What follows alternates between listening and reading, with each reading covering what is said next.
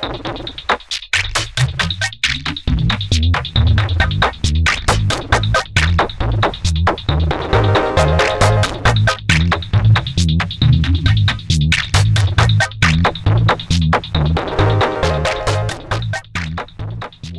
back. We are playing some more Cockatrice, or Cocatrice, or whatever you want to call it. I have no freaking idea. Anyways, I thought I would put together another deck speculation video. Now that we know that tomorrow I will be putting this video up tonight, so that means that tomorrow we will have the DLC, the second DLC and the first deck pack for Magic 2013. And in this deck pack we will have the Simic deck, Sky and Scale, and the Boros deck, Act of War. So now that these two decks are out of the way, we pretty much know that in the next upcoming two deck packs, which it has been leaked that we will get, we are looking at well, the rest of the Ravnica decks and one rainbow deck, which means one deck with all 5 colors, which is the first time for one of the duels of the Planeswalkers games to have. So yeah. But last time I did a Dimir speculation deck, and since we haven't had any Dimir, or since this deck pack, which will be released tomorrow, is not does not contain any Dimir decks, it's still up for grabs how this deck is going to look. But I've chosen to go for another deck which I thought was pretty interesting. Or could be pretty interesting, which is called the Gruul. Oh, sorry, not the Gruul. That's the final one. The Orzhov, which is the white-black kind of ghost mafia kind of thing. Part bankers, part merchants, part ghosts, part spiritual cult, part yeah, you name it. They're a creepy bunch. I chose to call this deck after playing a little, playing around with some words. I chose to call it Stock of Eternal Vassalage, which might sound entirely, what's it called? Pretentious, yeah, entirely pretentious, and it probably is. But I wanted to kind of have or make of a poetic name that captured the fact that these people or these this guild contains merchants or brokers in a sense, not of secrets, just like the Dimir, but of actually of people's lives and of spiritual vitae and so on. And the eternal vassalage is meant to represent the how the deck turns creatures and other opponent or opponents and one's own life into a currency of spirit tokens or spirits, all in all, and uses these spirits to buy more life, to buy control effects, to buy cards, and so on and so forth. And in this sense, I think it could be a very, very interesting deck, and I think it's not entirely far-fetched that they will go perhaps along this route in their creation of the Orzhov deck that we are going to see for the upcoming DLC or the DLC that follows after that. Yeah, let me just dive right into it. When I make these deck speculations or deck speculation videos, I end up putting something along the lines of more than 200 cards into like a chunk of cards that I need, that I then filter and go through and filter some more, and then I choose cards which I think are really efficient, which I think kind of fits the theme of the guild Orzhov, and also kind of one very important aspect is to kind of follow like my instinct when it comes to how Wizards and Stainless Games put together decks. That means that they don't want too many weird effects which are difficult to replicate within the digital confines of Duels of the Planeswalkers and so on and so forth. I sometimes you could definitely say that, well, there is a better card that does this, but because it is perhaps an effect that also includes the idea of targeting planeswalkers, or it uses it has some kind of guild mechanic that there's no chance that we'll see in Duels of the Planeswalkers. Then I choose to leave these cards out, and I don't go for the most overpowered decks. I go for fairly realistic and at the same time what I think are fun decks which purvey some of the culture of the lore that we are given by Wizards. So that's why that you could definitely make these decks in 1,000 different ways, but yeah, this is how I chose to make it, and I made it into what I call a white-black spirit control deck. And you'll see how this comes together.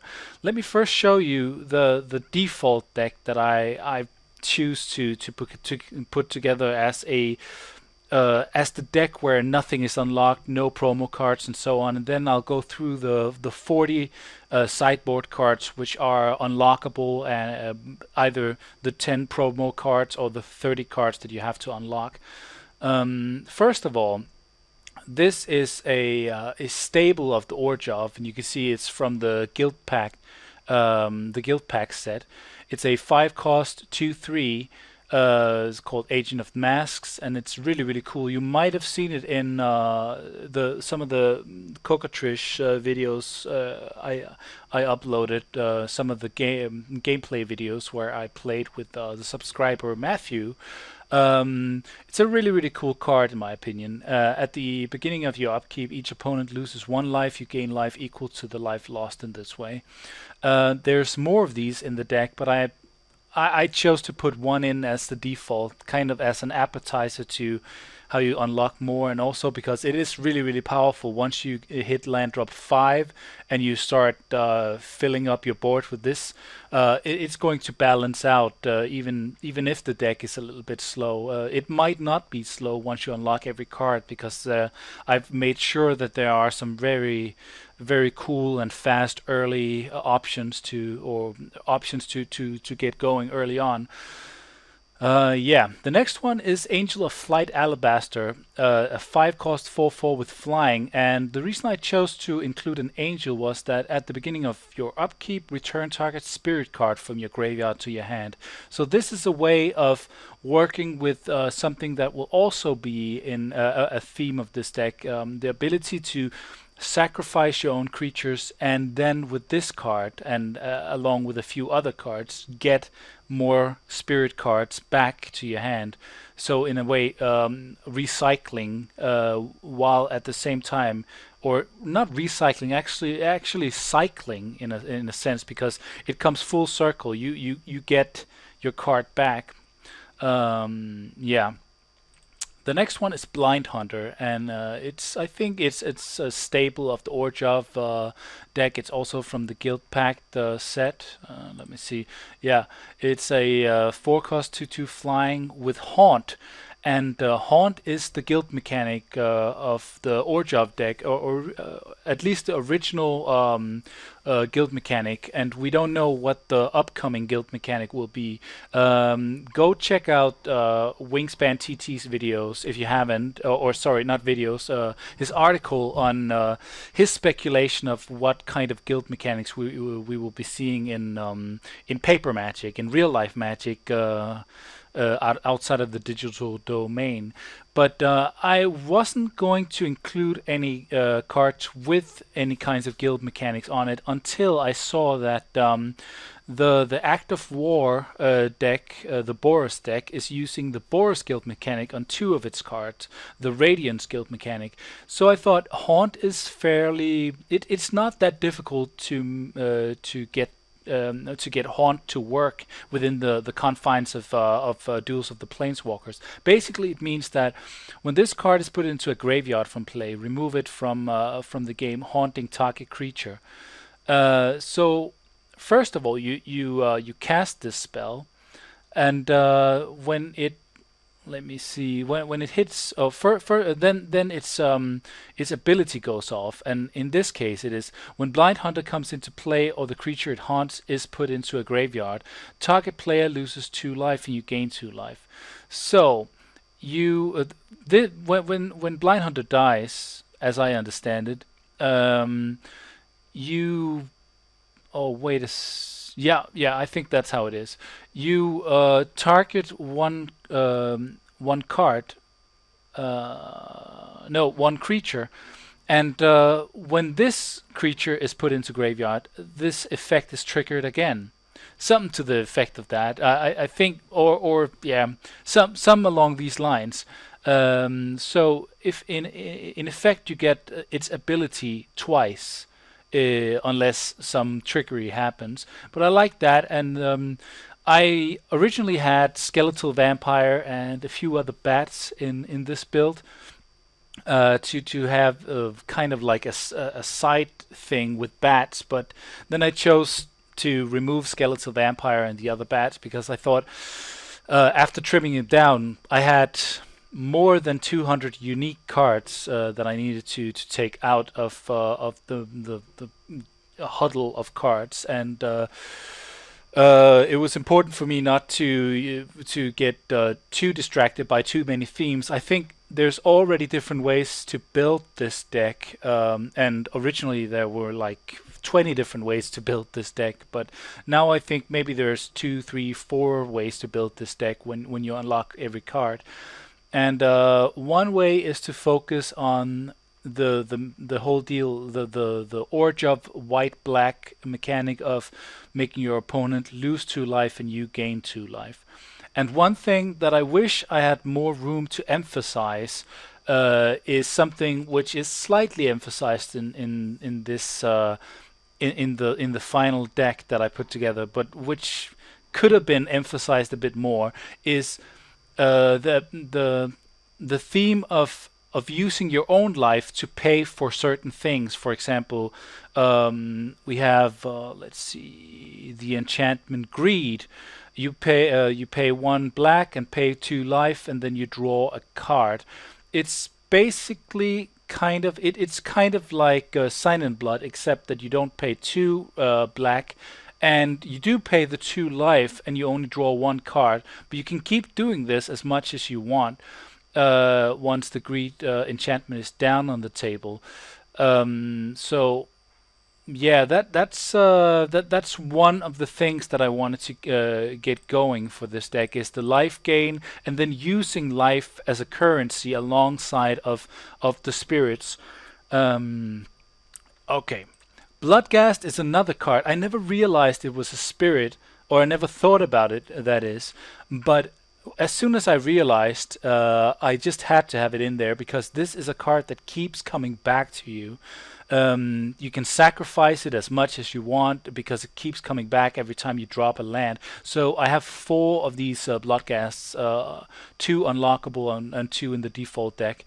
Very, very cool card, and most people know this from either the encounters. There's one encounter, I think it's called Snap Judgment, in the campaign of Magic 2013, and this card was also in the Vampire deck back in Magic 2012, I believe.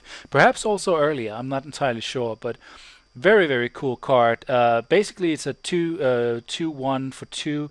It can't block, but it has haste as long as the opponent has 10 or less life. But every time it's in the graveyard and you play a land, then this and every other Bloodghast is bounced directly onto your battlefield. And if your opponent has 10 or less life, you can just attack with them right away. So that's really, really good. Gallows Warden is a 5 cost 3/3 with flying, and it gives all your other spirit creatures +0, +1. So I thought it was a nice cross buffing thing. It's a creature that you might want to take out if you think it's too slow and you want to get in there early. But it's also a nice way of fortifying your side to make sure that your spirits are actually worthwhile blockers. He Who Hunkers is a really interesting card from the Kamigawa block. It's a spirit. It's a 5 cost 3/2 with flying, and it has pay 1 colorless and sacrifice a spirit. Target opponent reveals his or her hand. Choose a card from it, and that player discards that card.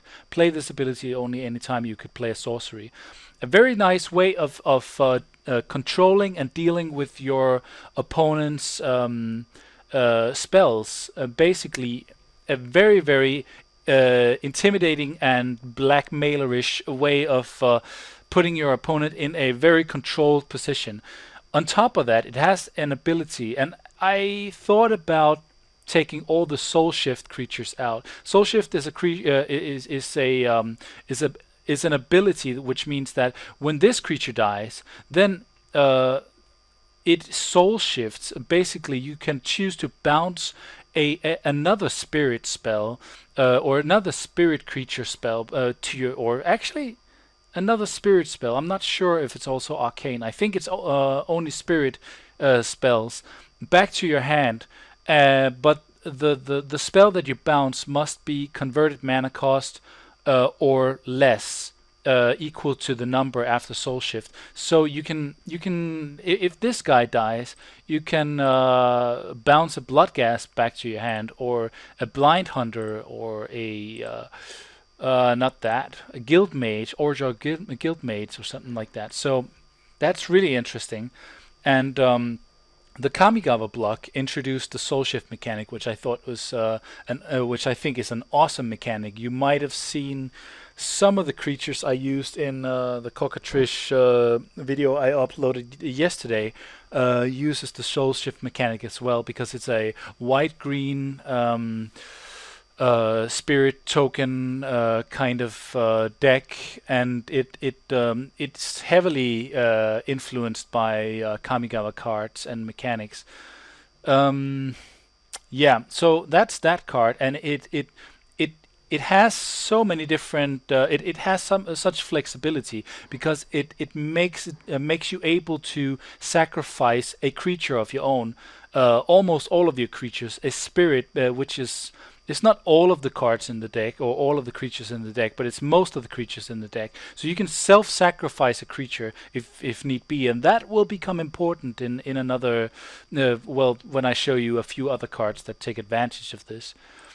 Kenning Banshee is a spirit as well. It's a 4-cost 2/2 flying, and when she comes into play, target creature gets -2/-2 until end of turn. It's a really great card, but it's also a little bit. It doesn't necessarily fit the main theme of the deck, but it does give you some slow combat tricks. Let's call it that, sorcery speed combat tricks. But it's also removal, basically. So I think it's a great card to have in there, and if you can somehow bring it back with Soul Shift or something like that, then you get to take advantage of this ability a few times. Very good card. Matyred Rusalka, there's only one of them in there, but I like its ability. It can also sacrifice a creature, not only a spirit, but a creature, and make a target creature not attack this turn. It might seem a little bit expensive, but like I said, if you paid attention early on in the video, I like to promote the idea of using spirits as currency in this deck, just like mana, just like life.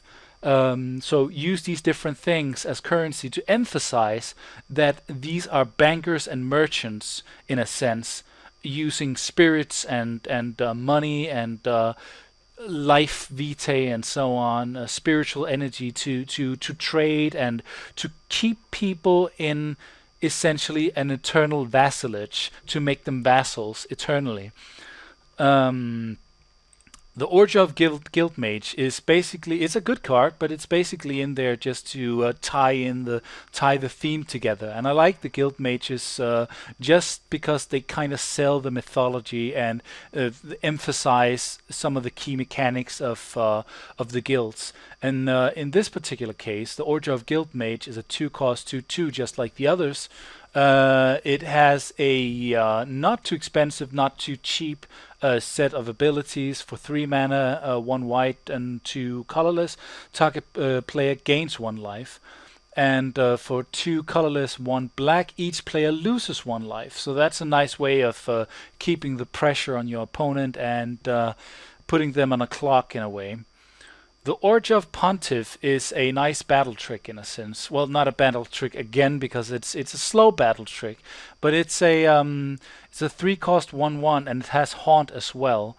When Orzhov Pontiff comes into play, or the creature it haunts is put into the graveyard, choose one. Creatures you control gets +1/+1 until end of turn, or creatures you don't control get -1/-1 until end of turn. It's decent. It's you could definitely pair this card with some other cards and make it even better. But I just wanted it in because it's an Orzhov card, and it like when you see the decks that Wizards and Stainless release, you have a lot of different cards which are kind of nice and kind of good, and some people will love these cards and other people will think, I don't really see the point of them, and other people will kind of run them because they can see the purpose of using them once in a while. And this is one of those cards for me. It's a nice way of tying in with the theme of Orzhov, but at the same time, not so much because of its ability, except for the Haunt ability, but more because of the fact that it's called Orzhov and it's a white-black creature. But it's also a nice option to run the deck a little bit more combat heavy and removal heavy at the same time. So yeah, that's why I chose to put it in there. Plagued Rusalka is just like Matyred Rusalka, except that it's a 1/1 for 1, and its ability is activated with 1 black and sacrifice 1 creature. Target creature gets -1/-1 until end of turn. And I think it's again a creature that fits so nicely with the theme of the deck and the guild. It's not amazing. There's only 1 in there, just like the Matyred Rusalka, but I like the duality of having the Matyred and the Plagued Rusalka, both of them spirits, so you can sacrifice them in other kind of combos, but at the same time you can use them for their abilities as well. Nothing amazing, but it's 1-drops. You can drop them first turn and start pulling some tricks or doing a little bit of damage that way to your opponent's board state. Shrieking Grotesque is a really cool card, and it's one of the 2 gargoyles. I originally had a Darklit Gargoyle as well, but I chose to remove it just because we've seen it in the Exalted Darkness deck. We saw it in what's it called? Dark Heavens, I think it's called, from last year, Magic 2012. So I chose to remove it also because I wanted to have more spirits and fewer everything else. But this one is really, really good. I think it ties in with the theme of the deck. It's a 2/1 3-cost flyer. And when it comes into play, if a black mana was spent to play Shrieking Grotesque, target player discards a card. Really nice, in my opinion. A very, very cool card. Soul Warden, I have an option of running, I think, 3 of them. We all know Soul Warden. It's a great card. One cost 1/1, and whenever another creature enters the battlefield, you can gain 1 life. You can choose not to run any of them, but I chose to put it in just because again, I want her to generate currency for me, so to speak, quote unquote currency, life being used to pay for things. And I think although it's not as prevalent in this final deck that I put together, it is a nice way of generating life and kind of using some of the, for example, greed to gain you cards. So yeah, I like that Soul Warden. Souls of the Faultless is a great card as well. It was in I think, yeah, Dark Heavens as well, in Magic 2012. It's a wall or a defender, but it's also a spirit. It's a 3 cost, 2 black, 1 white, and it's a 0/4. And it has a very cool ability. Whenever Souls of the Faultless deals combat damage, or sorry, is dealt combat damage, you gain that much life and attacking player loses that much life. It's a very nice control card, slows the pace of the game down, and it's a spirit on top of that. Very cool card. Twilight Drover is a card that I almost love. It's fantastic. It's a 3 cost 1/1. Whenever a creature token leaves play, put a +1/+1 counter on Twilight Drover. That's going to be significant later on. It's not so significant in the default build as it will be when you start unlocking cards that can generate those spirit tokens. But there are few of them in this deck from the beginning at the default level. And then on top of that, it has the ability of you pay 1 white and 2 colorless, remove 1/+1/+1 counter from Twilight Drover, and put not 1 but 2 1/1 white spirit creature tokens with flying into play. Then you can sack those tokens with all the other cards that sacrifices creatures, and especially spirit creatures, and put more +1/+1 counters. Generate twice the amount of spirit creatures and so on. So this is a spirit token machine or generator. Very cool trick or ability. A couple of abilities it has. Gravestorm is a really cool card, and I thought I would leave it in there because it's not necessarily amazing, but it can be. It's a way of either removing your opponent's options from the graveyard, and it's also a way of generating cards or generating card draw. It's a 3 cost enchantment. At the beginning of your upkeep, target opponent may remove a card in his or her graveyard from the game. If that player doesn't, you may draw a card. So either he removes cards, or he chooses not to, or he can't. And in the latter 2 cases, you draw a card. So that's a Howling Mine just for you, without no caveat. Very good card. Only thing about it is that you need 3 black mana to play it. So I thought that was one of the reasons that it's not overpowered. That is that you need those 3 swamps to be able to play it. Promise of Bunrei is also from the Kamigawa. Why can't I pronounce this in one in the first take? It's like, oh man, it's so easy. Like Kami is a god, and Gawa I think is perhaps a river. Kawa is river. I think when you put these 2 words together, it becomes Gawa instead of Kawa. It kind of softens the K into a G. Okay, it's a 3 cost enchantment. Whenever a creature you control is put into the graveyard from play, sacrifice Promise of Bunrei. If you do, put 4 1/1 colorless spirit creature tokens into play. Very cool. That's a very neat way of generating 4 colorless or spirit tokens instantly. They don't have flying. They're not white. But it doesn't matter. They're spirit creature tokens, and they gain. You gain a lot. You kind of bank on it in certain ways because you get more attackers, more blockers. You get more sacrificable creatures, and so on. Very cool way of generating creatures, and I have more of those in there that you can unlock. Soul Snare is a great card as well. It's a 1 cost enchantment. It kind of tells your opponent that I can exile target creature that you control. Sorry, yeah, I just needed to read. I thought I had misread it, but I didn't, so that's good.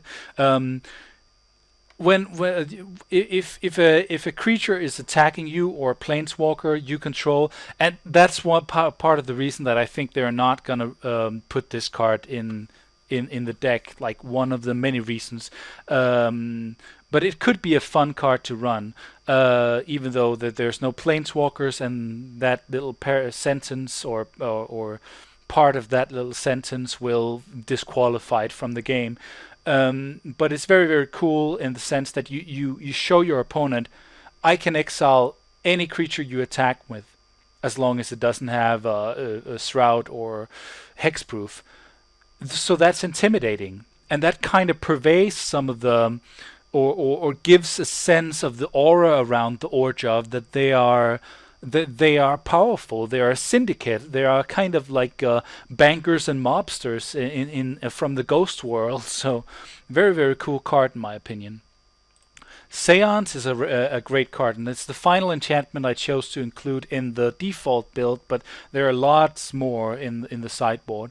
It's a 4-cost, and at the beginning of each upkeep you may exile target creature card from your graveyard. If you do, put a token onto the battlefield that's a copy of that card, except that it's a spirit in addition to its other types. Exile it at the beginning of your next end step.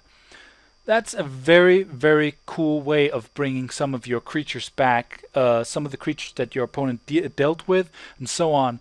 And you can use them during your turn, and then you can sack them and gain extra mileage out of that. So that's another way of using your creatures as spirits, as currency, and as ways of fueling some of the abilities that you want to run with.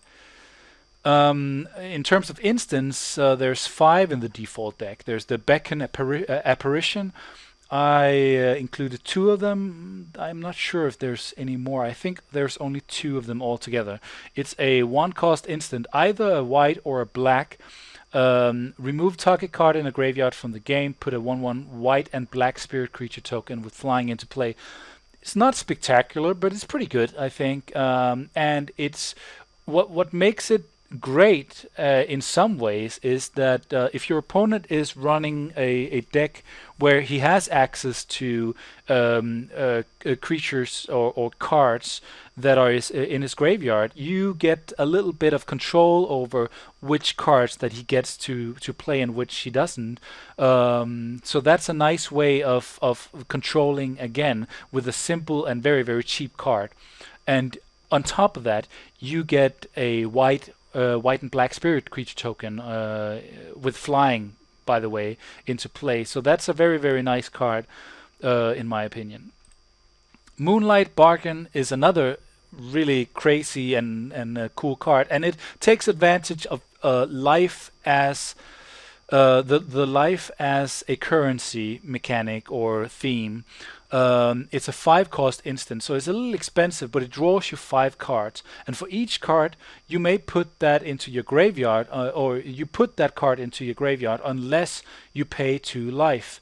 So basically, you can pay 10 life and then draw 5 cards, or you can draw 3 cards and sack 2 cards and pay 6 life, etc. You can draw 1 card, pay 2 life, sack the rest of them, perhaps gain some traction from other abilities that will get those cards out of the graveyard in other ways. So it's a nice card that gives you some options.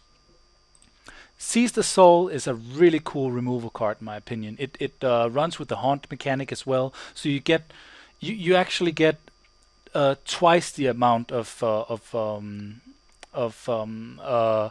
or you get twice the mileage out of this card in a sense. It's a 4-cost instant. It destroys target non-white, non-black creature. Put a 1/1 white spirit creature token with flying into play, and it has haunt. So it's not very usable. It's basically a dead card against decks that doesn't run non-black or non-white creatures. But it is still a very, very nice way of destroying one creature and gaining a creature out of it, and not just one, actually 2 of them eventually. So yeah, that's it's a nice option, I think. Zealous Persecution is a 2-cost instant. Until end of turn, creatures you control gets +1/+1. Creatures your opponent controls gets -1/-1. Another way of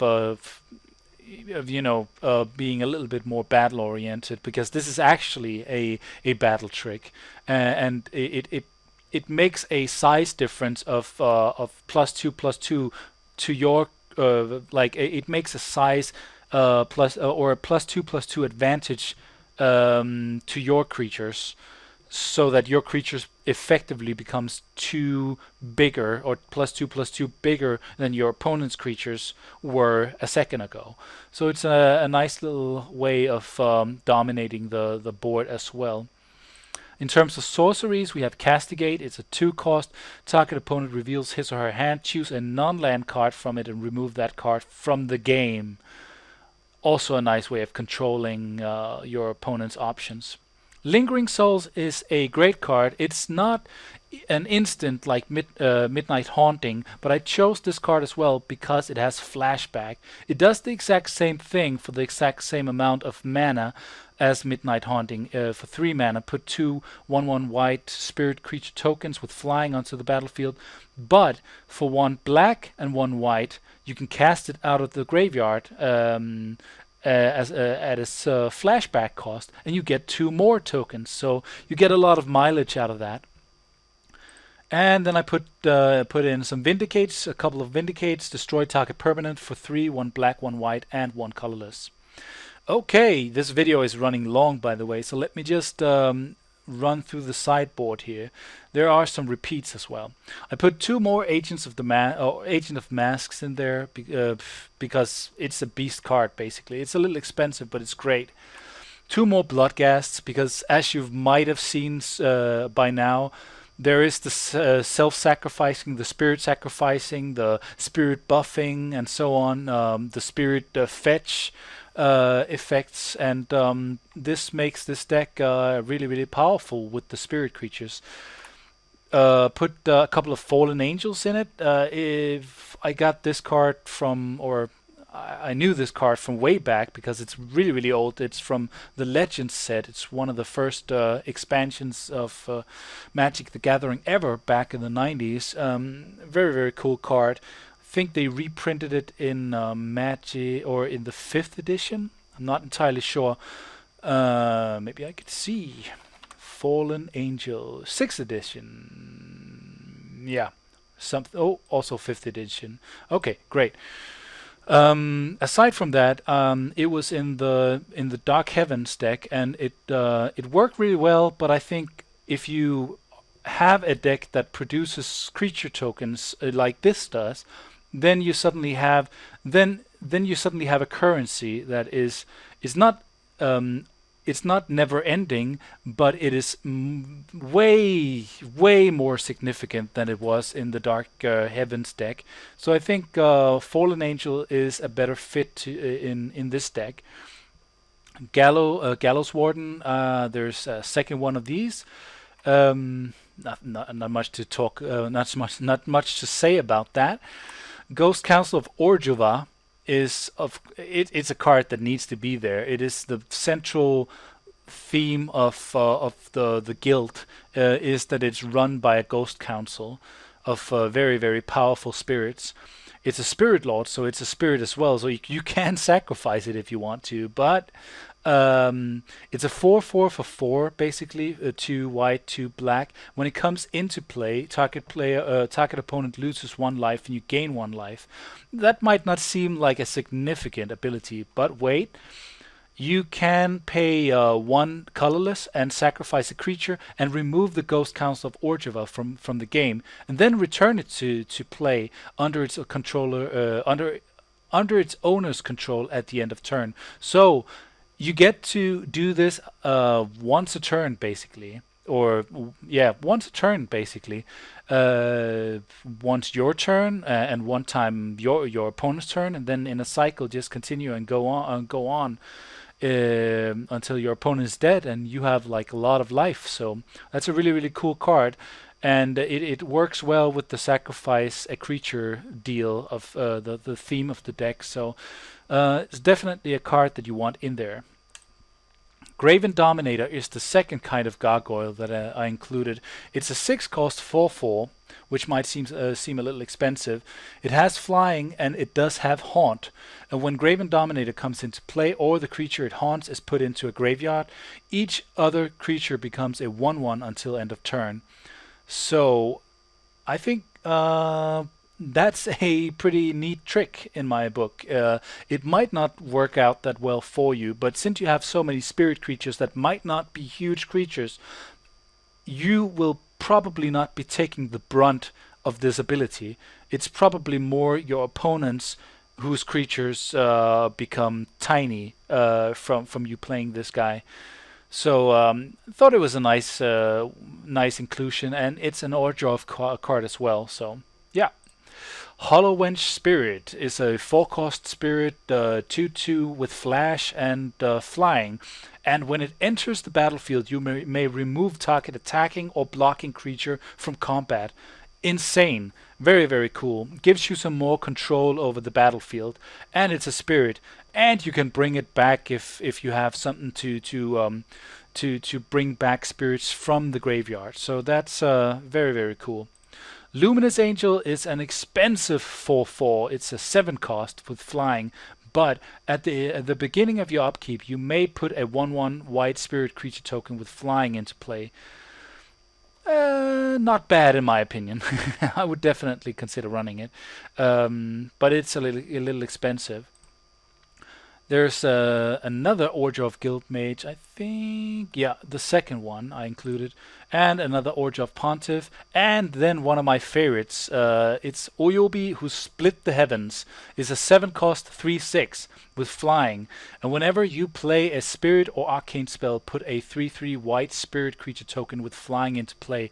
Wow, that's going to be useful. As soon as you drop this guy, you're going to be producing a lot of spirits until your opponents can get rid of this guy, and you might have ways to bring him back as well. So very, very cool card. There's another spirit, Soul Warden. Oh, okay. There's only 2 Soul Wardens in the build or in the deck. Teysa Orzhov Scion is a 3-cost 2/3. Sacrifice 3 white creatures that might be your spirits. Remove target creature from the game. So it's a more lasting way of dealing with your opponent's creatures in 2 senses. You can do this whenever you have the option, because you have this card on the table until they remove it. It's not just a sorcery or an instant speed way of removing your opponent's creatures. You can do this more times than one with a single card. Of course, you sacrifice some spirits, but it might not be that costly for you. Whenever another black creature you control is put into a graveyard from play, put a 1/1 white spirit creature token with flying into play. So it also produces creatures for you. Very nice.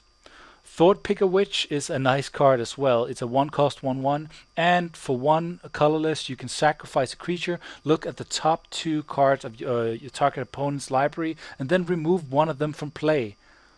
That is insane.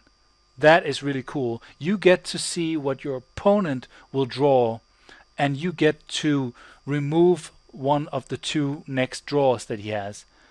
So that's, in my opinion, completely insane. Very cool card. Yosei the Morningstar is a 6-cost 5/5 dragon spirit with flying. When Yosei the Morningstar is put into the graveyard from play, target player skips his or her next untap step. Tap up to 5 target permanents that player controls. Thought this was a nice trick as well, or a nice cool thing. You can sacrifice it yourself if you want.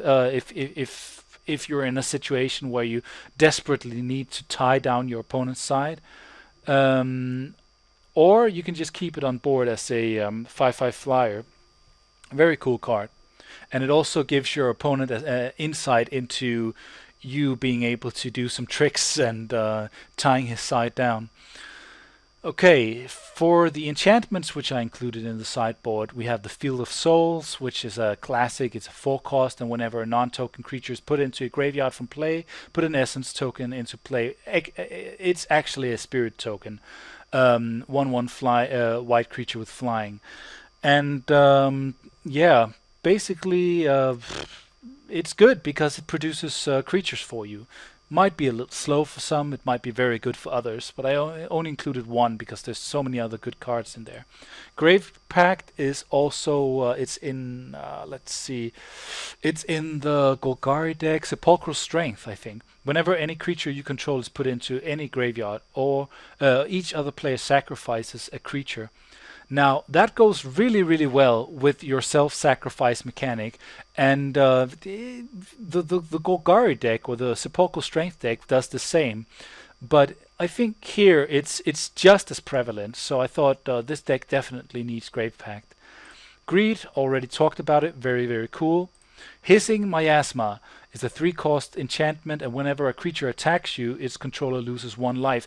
A way of telling, like I put 2 of them as unlockables in there, and it's a way of telling your opponent, sure, you can attack me, but it's gonna cost you. There's interest on every action that you like, interest on your loan. There's consequences of your actions.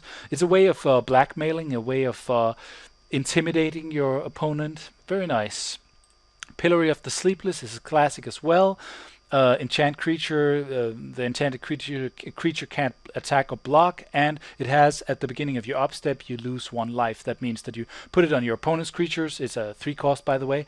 Put it on your opponent's creature, and every turn from then on, he takes 1 point of damage.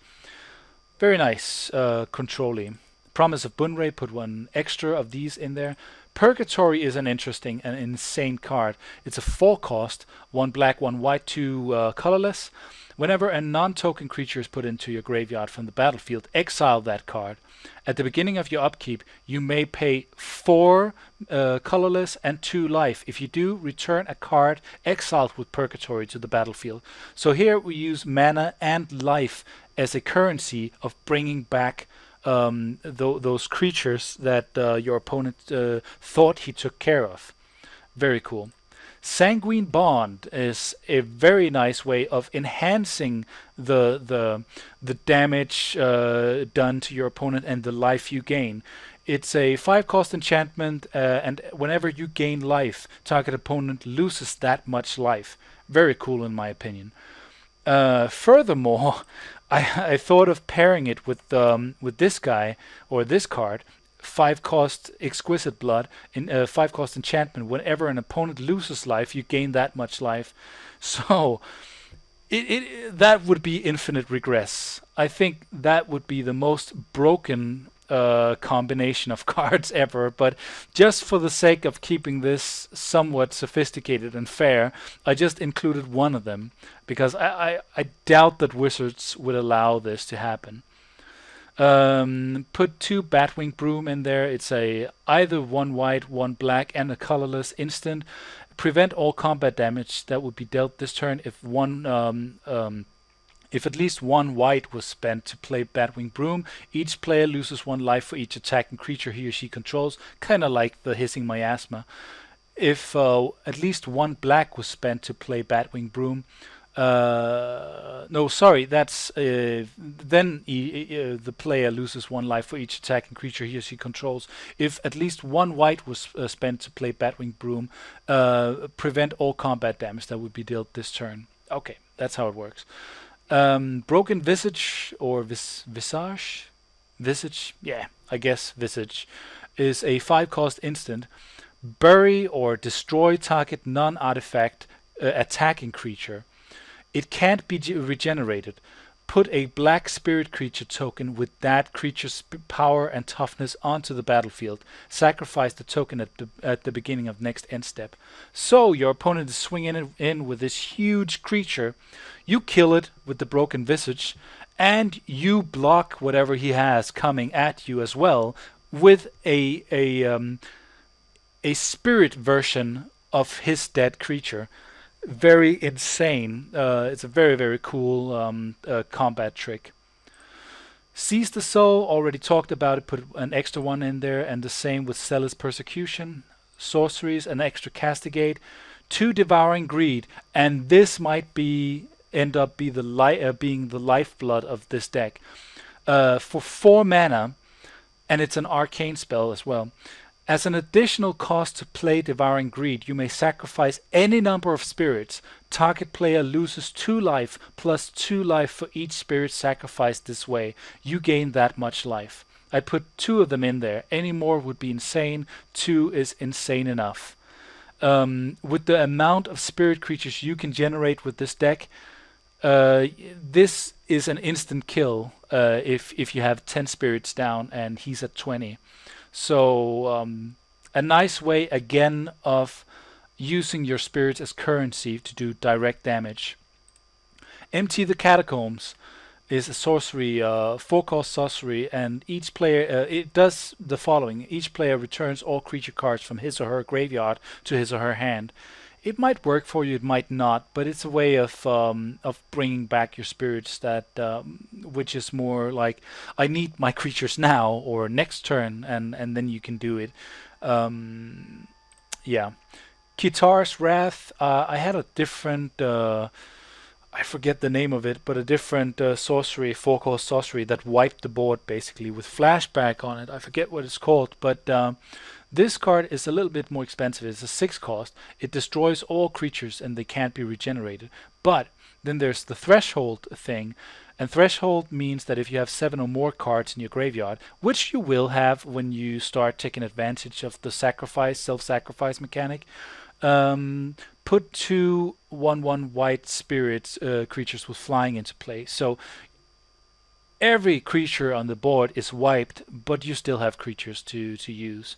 So it's a pretty decent trade-off, I would say. So yeah, that's why I included it. And then 1 more Lingering Souls on top of the 2 that's already here. So yeah, that's basically the deck, and this video has become very, very long, but I think there are a lot of things to talk about, a lot of potential in the Orzhov Guild, the Orzhov Syndicate. I would love to hear what you guys think about well, the possibility of this kind of deck, what you think of the deck that I put together, what you would like to see when they release the deck pack that includes the Orzhov, which will be deck pack 2 or 3, basically perhaps in a month or so, a month or 2 maybe. So yeah, I would love to hear that, and there's not much else to say except for thanks for watching. If you made it this far, then thank you especially, because I know these videos are very, very long, but there's a lot of things to go through. So thanks for watching. I'm multeyemeteor. This has been a speculation video on the Orzhov Guild, putting together a deck which I call the Stock of Eternal Vassalage. An entirely pretentious title that I know that that Wizards and Stainless will never go for. But yeah, hope you liked it, and I'll see you in the next video. Later!